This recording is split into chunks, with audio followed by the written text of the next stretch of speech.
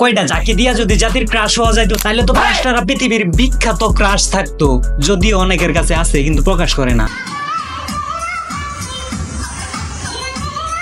এই পৃথিবীতে কে সবচেয়ে সুখী থাকে জানেন?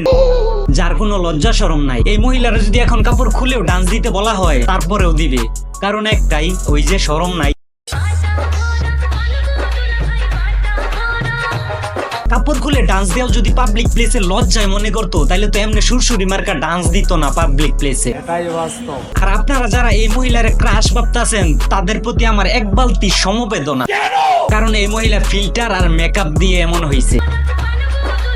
যদিও আমার কাছে তেমন ভিডিও বা ছবি নাই মেকআপ ফিল্টার ছাড়া, কারণ এই মহিলার নিয়ে আমার গাটাগাটি করার তেমন মন মানসিকতা নাই। আপনি যদি এখন স্বাভাবিকভাবে দেখে বুঝতে না পারেন তাইলে এখনো আপনি উগান্ডার শহরে বসবাস করতেছেন। তাই আমি বলবো আগে বাংলাদেশে আসুন এবং ফিল্টার আর মেকআপের গুরুত্ব বুঝুন।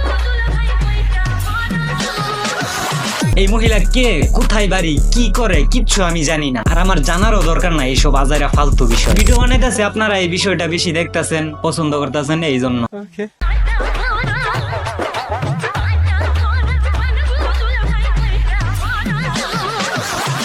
এই ডান্সটি দেওয়ার পর মহিলা বুঝতে পারছিল বাঙালি আসলে কোন জিনিসটা বেশি দেখে এবং কোন জিনিসের প্রতি চাচাতো বাঙালির আকর্ষণ বেশি। I love you.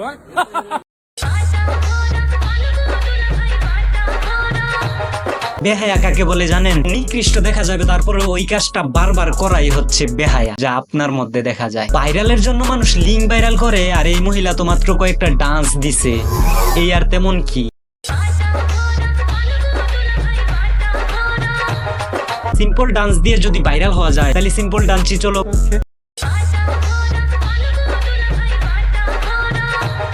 এই ডান্স আমার ভালো লাগুক আর না লাগুক, কিন্তু আমার চ্যানেলটা আপনারা সাবস্ক্রাইব করতে 100% ভালো লাগবে, কারণ আপনাদেরকে নিয়মিত ধামাকা বিনোদন দিতে আমি আছি আপনাদের সাথে। সো সাবস্ক্রাইব নাও।